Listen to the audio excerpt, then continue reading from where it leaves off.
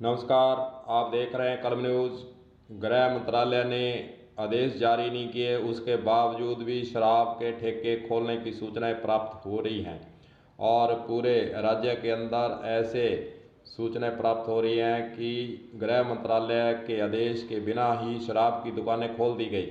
हालांकि गंगानगर कलेक्टर ने पहल करते हुए दुकानों को बंद करवाया और गृह मंत्रालय के आदेश आने तक इसे बंद रखने के लिए कह दिया है। वहीं दूसरी ओर हनुमानगढ़ की बात करें तो शराब की दुकानें सुबह ही खुल गईं। जब बाजार में दुकानों को बंद कराने का काम प्रशासन कर रहा था तो अधिकारियों को भी पता नहीं था कि किसके आदेश से खुली हैं।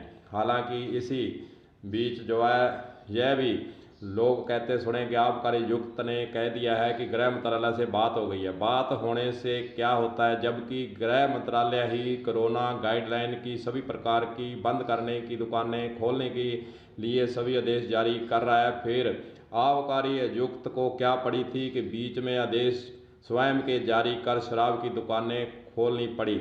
इसका विरोध जो है अध्यक्ष संपूर्ण शराबबंदी आंदोलन व जस्टिस फॉर छाबड़ा संगठन ने भी कर दिया है और उन्होंने यह कह दिया है कि अगर शराब की दुकानें बंद नहीं हुई तो आंदोलन किया जाएगा।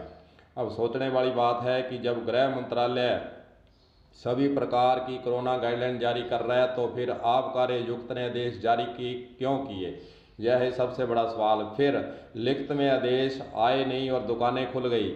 जब जिला आबकारी अधिकारी हनुमानगढ़ से मीडिया के द्वारा यह सवाल पूछा गया तो उन्होंने कहा कि पता करवाते हैं। आबकारी अधिकारी को ही पता नहीं था कि क्या आदेश जारी हुए हैं, फिर दुकानें किसके आदेश से खुली, यह भी सबसे बड़ी बात है। इस प्रकार यह भी आरोप लग रहे हैं कि गहलोत के राज में शराब जरूरी सेवाओं में शामिल कैसे हो गई।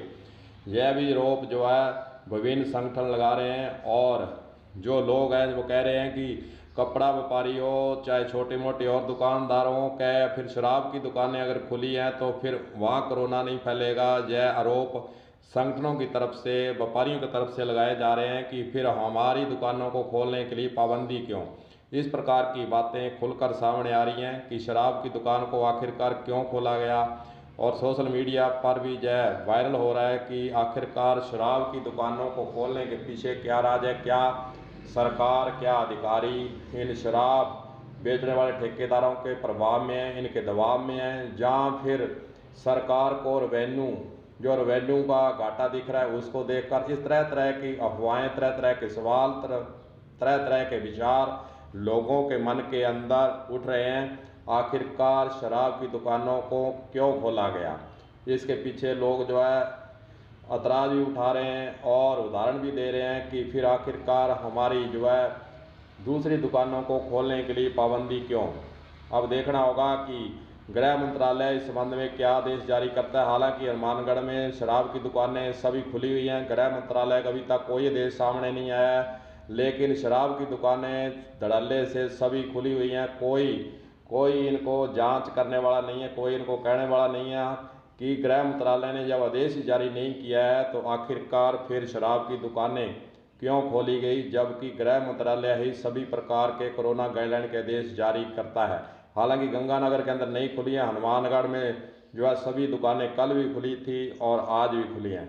अब देखने वाली बात यही है कि क्या प्रशासन बिना गृह मंत्रालय के आदेश के हनुमानगढ़ में शराब की दुकानों को खोलने की अनुमति जारी रखता है, जहाँ फिर गंगानगर की तरह इनको बंद करने के आदेश देता है। कलम न्यूज़ के लिए गुरदेव सिंह सैनी की रिपोर्ट।